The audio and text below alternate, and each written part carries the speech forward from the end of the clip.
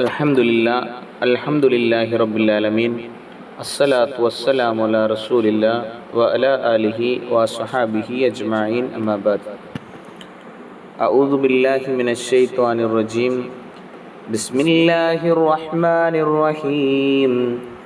യാ അയ്യുഹൻ നബിയ്യു ഇദാ ജാഅകൽ മുഅ്മിനാതു യുബായിഉനക അലാ അല്ലാ യുശ്രിക്ന ബില്ലാഹി شيئا ولا يسرقن ولا يزنين ولا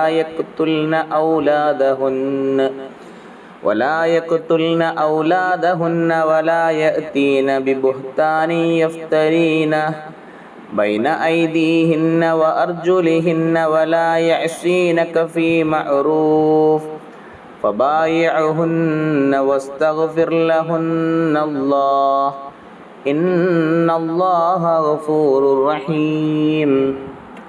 സദഖല്ലാഹുൽ അലിയ്യുൽ അളീം. സ്നേഹ ബഹുമാനം നിറഞ്ഞ സഹോദരീ സഹോദരന്മാരെ, അസ്സലാമു അലൈക്കും വറഹ്മത്തുള്ളാഹി തആല വബറകാതുഹു. അള്ളാഹു നമ്മെല്ലാം അനുഗ്രഹിക്കുമാറാകട്ടെ. പരിശുദ്ധ ഖുർആൻ അനുസരിച്ച് ജീവിക്കുന്ന ആളുകളുടെ കൂട്ടത്തിൽ അള്ളാഹു നമ്മെ എല്ലാവരെയും ഉൾപ്പെടുത്തുമാറാകട്ടെ.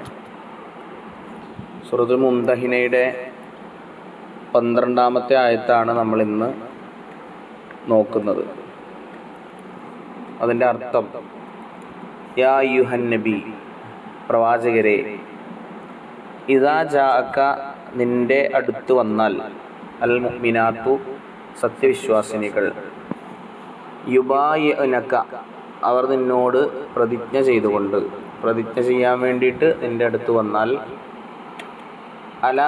അല്ലാ യുശ്രിക്ന, അവർ പങ്കു ചേർക്കുകയില്ല എന്ന്, ബില്ലാഹി, അല്ലാഹുവിൽ, ഷൈഅൻ, ഒന്നിനെയും, വലാ യസ്രിക്ന,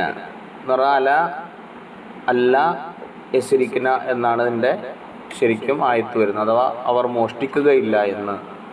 വലാ യസ്നീന, അവർ വ്യഭിചരിക്കുകയില്ല എന്നും. വലാ യഖ്തുൽന, അവർ വധിക്കുകയില്ല, ഔലാദഹുന്ന, അവരുടെ സന്താനങ്ങളെ. വലാ യഅ്തീന, അവർ കൊണ്ടുവരികയില്ല എന്നും. ബിബുഹ്താനിൻ, യാതൊരു വ്യാജവും.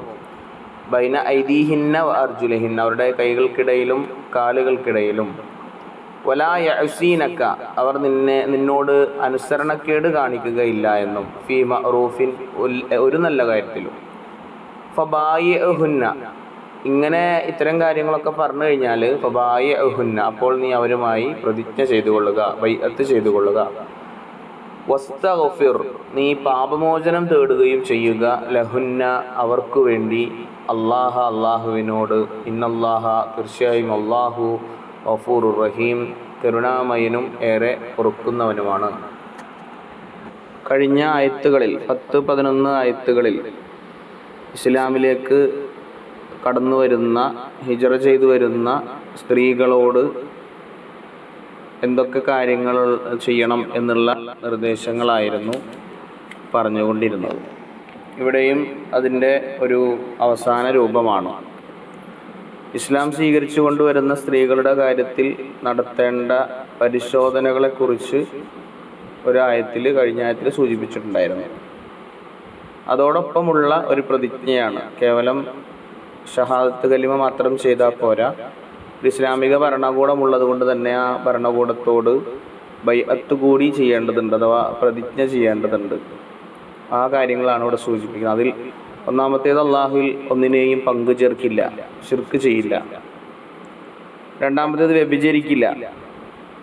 അപ്പോൾ ഇത് എല്ലാവർക്കും വേണ്ടിയിട്ടുള്ളതല്ല എങ്കിൽ പോലും ജാഹിലിയ്യത്തിലുണ്ടായിരുന്ന ചില കാര്യങ്ങളെ എടുത്തു പറഞ്ഞുകൊണ്ട് അത് ഒഴിവാക്കണം എന്നതാണ് ഇവിടെ സൂചിപ്പിക്കുന്നത്. വ്യഭിചരിക്കില്ല എന്ന് പറഞ്ഞപ്പോൾ അബൂ സുഫിയാൻ്റെ ഭാര്യ ഹിന്ദ് ചോദിക്കുന്നുണ്ട്, സ്വതന്ത്രയായ സ്ത്രീകൾ വ്യഭിചരിക്കില്ലല്ലോ, അങ്ങനെ ചെയ്യില്ലല്ലോ എന്നുള്ളത്.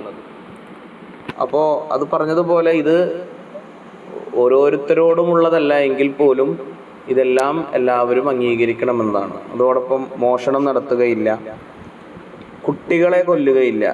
ജാഹിലിയത്തിലുണ്ടായിരുന്ന ഒരു സമ്പ്രദായമായിരുന്നല്ലോ പെൺകുട്ടിയാണെങ്കിൽ കൊന്നുകളയുക എന്നത്.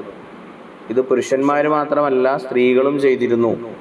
വളരെ ഒരു ദാക്ഷിണ്യവുമില്ലാതെ സ്ത്രീകളും ഇത്തരം പ്രവൃത്തികൾ ചെയ്തിരുന്നു. അതുകൊണ്ട് അതും ചെയ്യുകയില്ല എന്ന് ബൈഅത്ത് ചെയ്യണം എന്നതാണ് ഈ ആയത്ത് സൂചിപ്പിക്കുന്നത്. പിന്നീട് പറയുന്നത് കൈകാലുകൾക്കിടയിൽ ഒരു വ്യാജവും കെട്ടിച്ചമയ്ക്കുകയില്ല എന്ന് പറഞ്ഞാൽ ജാരസന്തതികളെ സ്വന്തം ഭർത്താവിൻ്റേതാണെന്ന് തെറ്റിദ്ധരിപ്പിച്ചുകൊണ്ട് തങ്ങളുടെ കുടുംബത്തിൽ ആ കുട്ടിയെയും കൊണ്ട് ജീവിക്കുക എന്നതാണ് അതിൻ്റെ ഒരു ഉദ്ദേശം. അത് പാടില്ല.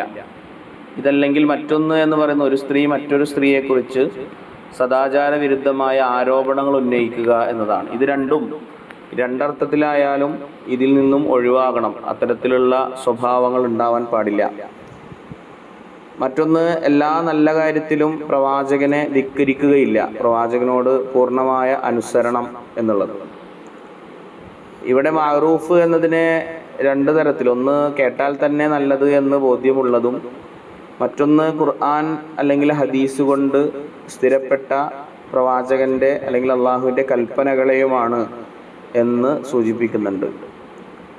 അപ്പോൾ പ്രവാചകനെ അംഗീകരിക്കാതിരിക്കേണ്ട കാര്യമില്ലല്ലോ, അല്ലെങ്കിൽ പ്രവാചകൻ നല്ലതല്ലാത്തത് പറയില്ലല്ലോ എന്നൊക്കെ ചിന്തിക്കുന്ന ആളുകളുണ്ടാവും.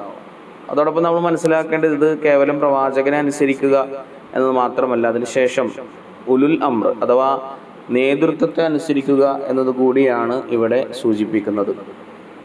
മറ്റൊരർത്ഥത്തിൽ ഖുർആൻ മാത്രമല്ല ഒരു വിശ്വാസിയുടെ ജീവിതത്തിൽ അടിസ്ഥാനമാക്കേണ്ടത്, അതോടൊപ്പം തന്നെ വളരെയധികം പ്രാധാന്യത്തോടു കൂടി കാണേണ്ടതാണ് പ്രവാചകൻ്റെ വാക്കുകളും പ്രവൃത്തികളുമൊക്കെ.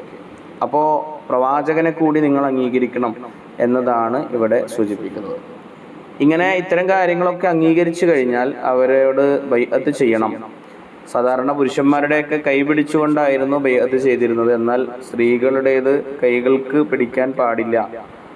മറ്റൊന്ന്, പ്രവാചകന്റെ അസാന്നിധ്യത്തിൽ പ്രവാചകന് പകരം ഉമർ റളിയല്ലാഹു അൻഹു പോലുള്ള ചില സ്വഹാബികളെയും പ്രവാചകൻ സല്ലല്ലാഹു അലൈഹി വസല്ലമ ഈ ബൈഅത്ത് ചെയ്യാൻ വേണ്ടി ഏൽപ്പിച്ചിരുന്നതായിട്ടും കാണാൻ സാധിക്കും.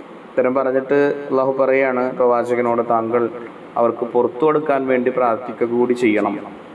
അത്തരം ഈ ബൈഅത്തൊക്കെ ചെയ്തിട്ട് അതിൽ നിന്നൊക്കെ എന്തെങ്കിലുമൊക്കെ ചില പിഴവുകൾ ചിലപ്പോൾ അവർക്ക് വരാൻ സാധ്യതയുണ്ട്. അതുകൊണ്ട് അവർക്ക് പുറത്തു കൊടുക്കാൻ കൂടി താങ്കൾ പ്രാർത്ഥിക്കണം. അള്ളാഹു പൊറുക്കുന്നവനും കാരുണ്യവാനുമാണ് എന്ന് പറഞ്ഞുകൊണ്ടാണ് ഈ ആയത്ത് അവസാനിപ്പിക്കുന്നത്. അള്ളാഹു ഖുർആൻ നന്നായി പഠിക്കുകയും മനസ്സിലാക്കുകയും ജീവിതത്തിൽ പകർത്തുകയും ചെയ്യുന്ന ആളുകളുടെ കൂട്ടത്തിൽ അള്ളാഹു നമ്മെ ഉൾപ്പെടുത്തുമാറാകട്ടെ. ഖുർആനും പരിശുദ്ധ റമളാനും ഒക്കെ അനുകൂലമായി സാക്ഷി നിൽക്കുന്നവരുടെ കൂട്ടത്തിലും അള്ളാഹു നമ്മെ ഉൾപ്പെടുത്തുമാറാകട്ടെ. വാഖിറു ദഅ്വാനാ അൽഹംദുലില്ലാഹി റബ്ബിൽ ആലമീൻ. അസ്സലാമു അലൈക്കും വറഹ്മത്തുള്ളാഹി.